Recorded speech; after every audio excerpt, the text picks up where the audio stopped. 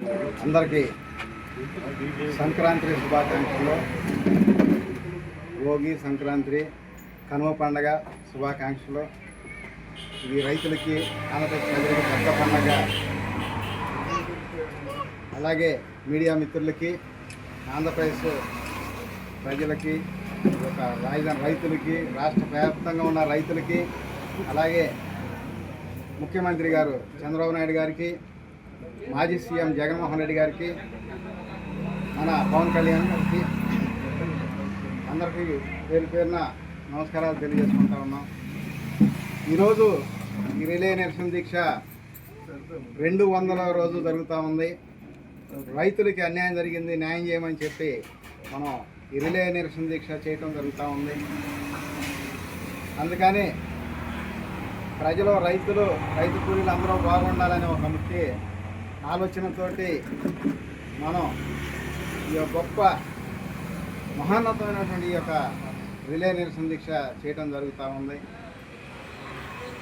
ఎందుకంటే మనం రాజకీయాలు ఎప్పుడూ స్వార్థంగా కాకుండా మంచిగా ఉపయోగించుకొని ప్రజలు బాగుండాలి. మన ఆలోచనలు ఎప్పుడైతే బాగుంటాయో ఈ రాష్ట్ర ప్రజలు అందరూ బాగుంటారు. నాయకులే కాదు, ప్రజలు కూడా బాగుండాలి.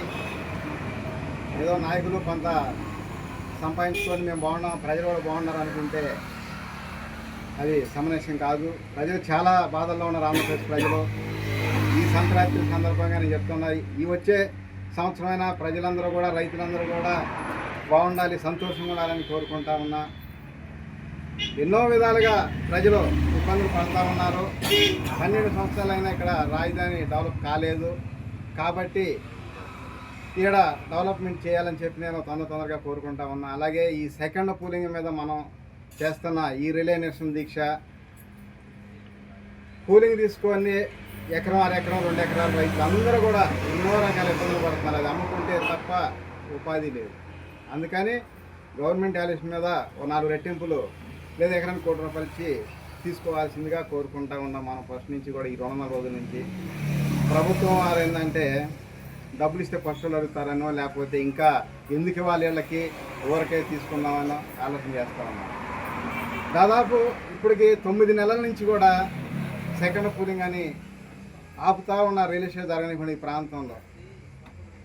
రైతులు గతంలో కూడా చెప్పాడు సీఎం గారు, ఒక రియల్ ఎస్టేట్ ఆగితే 30 రకాల బిజినెస్లు, వ్యాపారాలు, ఆదాయ వనరులు కోల్పోతాము, అన్ని విధాలుగా లాసిపోతాము.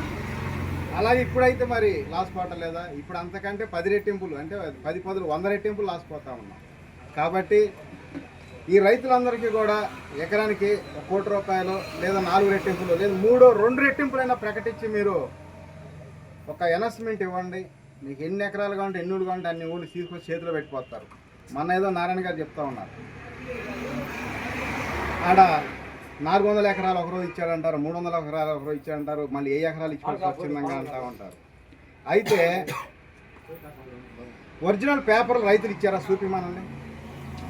ఎప్పటికప్పుడే కళ్ళబోయిన కబుర్లు చెప్పుకుంటా, జనాన్ని మోసం చేసుకుంటా, వీళ్ళ మీద వాళ్ళు చెప్పి వాళ్ళు ఇచ్చారని, వాళ్ళ మీద వీళ్ళ చెప్పి వీళ్ళు ఇచ్చారని చెప్పుకుంటా మోసం చేసుకుంటా పోతున్నారు తప్పితే వాస్తవాలు ఎలుగులోకి రావటం లేదు.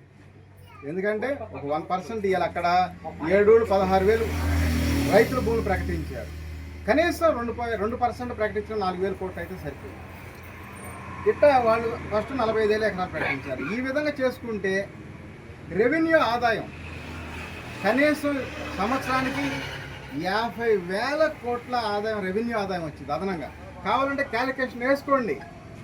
ఈ సంవత్సరం నుంచి, ఈ 6-7 సంవత్సరాల నుంచి కూడా గత ప్రభుత్వం 5 సంవత్సరాలు కానీ, ఇప్పుడున్న ఈ 2 సంవత్సరాల్లో కానీ ఎంత ఆదాయం వచ్చింది సంవత్సరానికి రెవెన్యూ ఆదాయం చూసుకోండి.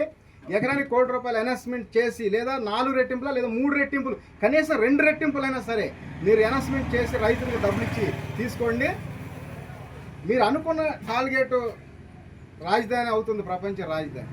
అలాగే రెవెన్యూ ఆదాయం కూడా అదనంగా 40 నుంచి 50,000 కోట్ల రెవెన్యూ ఆదాయం ఈ రాష్ట్రంలో రాకపోతే, నేను చెప్తా ఉన్నా ఈ ప్రెస్ మీట్ ద్వారాగా, దానివల్ల ఎలా కవర్ చేయాలని నేను చెప్తా ఉన్న తర్వాత కూడా 100కి 1000% సంవత్సరానికి 50,000 కోట్ల రెవెన్యూ ఆదాయం అదనంగా వస్తుంది. ఇన్ని విధాలుగా ఒక పేద రైతు కుటుంబం నుంచి వచ్చిన నేనే ఆలోచించేసి ఈ రకంగా చెప్తా ఉంటే మీరు ఎన్నిసార్లు కూడా ఎట్లా తక్కువ ఊరక తీసుకోవాలి పొలాల రైతుల దగ్గర నుంచి, ఎలాగ మనం దాన్ని అమ్ముకోవాలి తక్కువ, ఏదో ఎక్కువ రేట్లకి తక్కువ తీసుకొని చెప్పడం అయితే మాత్రం ఏదో 99 పైసలు అంటారు. ఇవన్నీ కూడా ఏదో జనాన్ని మోసం చేయడానికే. ఆ విధంగా నిన్న మరోసారి నేను ₹10 ఇస్తా, గజం కాదు, ఎకరం కాదు, మొత్తం ముంచేస్తా అన్నాడు. ఏందండి ఏమన్నా పిల్లగల్లో ఆడుకున్నట్టున్నాయండి? అల్లారి ముద్దుగా పెరిగిన వాళ్ళు తీసుకొచ్చి రాజకీయాల్లో ఏదో రుద్ది రుద్ది రుద్ది రుద్ది ఏదో చేద్దామంటే అది అయ్యేది కాదు. కాయా కష్టం చేసి కష్టపడి వచ్చిన వాళ్ళకి ఆ బాధ, కష్టం, కన్నీళ్ళు, బాధలు అన్నీ తెలుస్తాయి. ఏం తెలుసా అండి? అల్లారి ముద్దుగా ఒక సీఎం, ఒక సినీ యాక్టరు, మనవడు ఒక సినిమా యాక్టరు, అల్లుడు, మేనల్లుడు అల్లారి ముద్దుగా పెరిగిన తీసుకొచ్చి ఏదో రాజకీయాలు రుద్ది రుద్ది ప్రజల్ని వాళ్ళ ఆలోచనలతోటి గుల్ల చేసి ప్రజలను అన్యాయం చేయడానికి తప్పితే అలాంటి వాళ్ళు రాజకీయాలకు అవసరమా? మనం ప్రజలు కూడా ఆలోచన చేయాల్సిన అవసరం ఉంది. ఇలాంటి వాళ్ళు రాజకీయాల్లోకి వస్తే ప్రజలకు అన్యాయం జరుగుతూ ఉంది. ప్రతి కుటుంబం నేను 10 కోట్ల ఆస్తి పనులు చేస్తానని చెప్తున్నా. ఏ విధంగా చేయవచ్చు కూడా నేను చెప్తా ఉన్నా. ఎందుకంటే పండని చేను ఒక పేద రైతులు పండని భూమిలో ఇచ్చేది. ఆ పేద భూమి తీసుకొని పేద రైతుని కష్టపడి నవ్విన నాపచేను పండించిన రైతుని నేను, ఒక ఎకరం నుంచి 100 ఎకరాలు చేసుకుంటా కష్టపడి వచ్చిన రైతుని నేను, ఎన్నో రకాలుగా కష్టాలు, బాధలు చూసినవాడిని. పోనీ మా పెద్దలు ఇచ్చిన ఆస్తులు కాదు, మా పెద్దలు ఇచ్చిన ఇవన్నీ కాదు, నేను కష్టపడి సంపాదించుకొని ఒక్కొక్కటిగా చేసుకుంటూ వచ్చిన వ్యక్తిని నేను. ఇలా అందుకని ఈ సెమట్లో నుంచి వచ్చిన రూపాయిని ఖర్చు పెట్టుకుంటూ వస్తున్నా. నేనేమన్నా ఎవరి దగ్గర నుంచి ఏమన్నా లాక్కోలా, పదవులు కానీ ఆస్తులు కానీ ఏం లాక్కోలా. కష్టపడి ఎకరం ఎక్కడో వాగుల్లో పనికిరాని భూములు తీసుకొని ఎండాకాలం దున్నుకొని సదరాలు చేసుకొని పండించుకొని కష్టపడొచ్చి ఎప్పుడు 10 మందికి 100 మందికి ఉపయోగపడుకుంటా వెళ్ళాలి. ఎందుకంటే ఇలా ఈ సంక్రాంతి సందర్భంగా కాబట్టి చెప్తా ఉన్నా. నేను ప్రతి సంవత్సరం కూడా కష్టపడి పండించి ఈ సంక్రాంతి రాగానే ఎంతో చేసుకునేవాళ్ళం. అందుకని ఇవాళ 200 రోజులకి ఈ రిలే నిరసన దీక్ష చేస్తా ఉన్నామంటే కారణం అదే. ఆ కష్టపడడం బట్టే ఏ పార్టీ వ్యవస్థాపక అధ్యక్షుడైనా సరే, నేనే తక్కువ చేసి మాట్లాడతాం కాదు, ఆలోచన చేయండి. ఓ టెంట్ కింద కూర్చొని 200 రోజులు ఓ పార్టీ వ్యవస్థాపక అధ్యక్షులు ఎవరైనా సరే కూర్చున్నారా? ఓ పార్టీ నాయకులు కూర్చున్నారా? ఏదో ఎన్ఆర్ఐ ఫండ్స్ విదేశాల నుంచి తీసుకొచ్చి ఇక్కడ కొంతమందికి ఇచ్చుకుంటా వాళ్ళ చేత ధర్నాలు చేపిస్తారు తప్పితే స్వయంగా ఈ విధంగా రైతుల కోసం, రైతు కూలీల కోసం, ప్రజల కోసం ఇంత కష్టపడి చేస్తున్నామంటే ఒక్కసారి ఆలోచన చేయాలి. ఆ కడుపు మంట, బాధ ఎలా ఉంటుందో ఆ నాయకులకి ఏం తెలుసు, కష్టపడాలకైతే తెలిసిద్ది. నేను 175 రోజులు ఇదే రకం టెంట్ కింద కూర్చున్న తర్వాత ఈ యొక్క 15 రోజుల క్రితం వేరే వాళ్ళని తీసుకొచ్చి టెంట్ తీపిచ్చేసి తర్వాత మీరు లోన్ చేసుకోమంటే సరే మేము ఇంట్లోనే వందలాది మంది, వేలాది మంది వచ్చారు, మేము ఇంట్లోనే కూర్చొని చేసుకుంటామండి. అట్ట కాదు, ఇంట్లో కూడా మీ భార్య నువ్వే చేసుకోండి, ఎవరు రావడానికి లేదు అని చెప్పి దౌర్జన్యాలు చేశారు. దౌర్జన్యాలు చేసి ఆపేసి ఎన్నో రకాల ఇబ్బందులు పెట్టారు. అయినా సరే అట్లాగైనా నేను, మా మిస్సెస్, మేమిద్దరమే కూర్చొని ఈ రిలే నిరసన దీక్ష కంటిన్యూషన్ చేస్తున్నాం.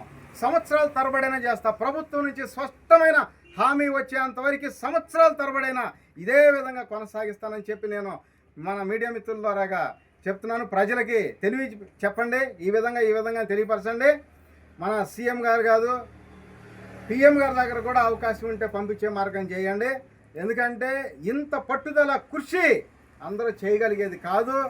అంచెలంచెలుగా వ్యవసాయంలో ఏ విధంగా వచ్చామో, వ్యాపారాల్లో ఏ విధంగా వచ్చామో, అలాగే రాజకీయంలో కూడా అంచెలంచెలుగా నా చివర చెమట పట్టున్నంత వరకు కూడా ప్రజల కోసం పోరాటం చేస్తాను. ఇచ్చిన మాట కట్టుబడి ఉంటాను. నేను ఎవరిని మోసం చేయాల్సిన అవసరం లేదు. రైతులను కానీ, రైతు కూలీని కానీ ఇబ్బంది పెట్టిన ప్రభుత్వం, ఏ ప్రభుత్వం అయినా సరే, ఇలా పండగ రోజు అనకూడదు అయినా చెప్తున్నా సరే, గతంలో జరిగిన అదే జరిగిద్ది. ఎన్నో రకాలుగా మనం బాధపడ్డాం. మంచి చేయండి. రైతులు 12 ఏళ్ళు అయింది, వాళ్ళకి డెవలప్ చేయలేదు, వాళ్ళు అన్యాయం జరిగారు. అలాగే ఇప్పుడు కూడా మళ్ళీ సెకండ్ పూలింగ్లో ఆ విధంగా అన్యాయం జరుగుతుంది, చేయమని చెప్పి నేను కోరుకుంటా ఉన్నాను. అలాగే గతంలో కూడా చెప్పడం జరిగింది.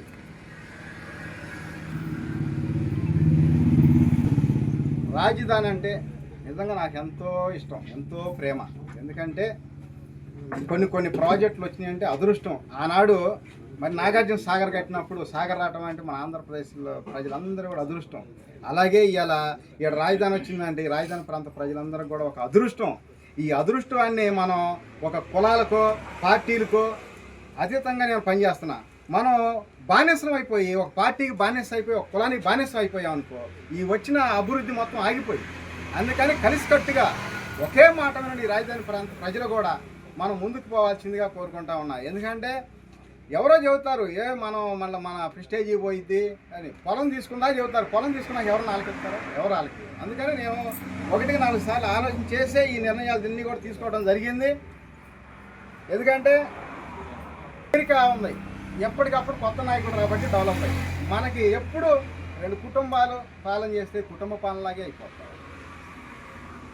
అందుకని మనం కూడా ఎప్పటికప్పుడు కొత్త నాయకుడిని ఎన్నుకోవాలి. కొత్త నాయకుడిని ఎన్నుకొని కొత్త పరిపాలన తెచ్చుకుంటే మనం కూడా అన్ని విధాలుగా కూడా డెవలప్ అవ్వడానికి అవకాశం ఉంటుంది ఆంధ్రప్రదేశ్ ప్రజలు. అందుకని చెప్పి నేను ఈ రిలే నిరసన దీక్ష అయిపోయిన తర్వాత ఈ రాష్ట్రం అంతా కూడా మళ్ళీ వెళ్ళి అందరూ ప్రజలు కలిసి ఈ విధంగా చేసుకొని ముందుకెళ్దామని చెప్పుకోవడం జరుగుతుంది. వెళ్తాను. అలాగే నాయకులు కూడా మాజీ ఎస్సీ ఎస్టీ బీసీ మైనార్టీల్లో మాజీ మంత్రులు, మాజీ ఎమ్మెల్యేలు, మాజీ ఎంపీలు ఉంటారు. వాళ్ళని కూడా కలిసి ఈ విధంగా చేసుకుని పోదాను. కొంతమంది సినిమా యాక్టర్లు కూడా నాకు కాంటాక్ట్లో ఉన్నారు. వాళ్ళని కూడా మాట్లాడి ముందుకు వెళ్దామని చెప్పి నేను చెప్తా ఉన్నాను.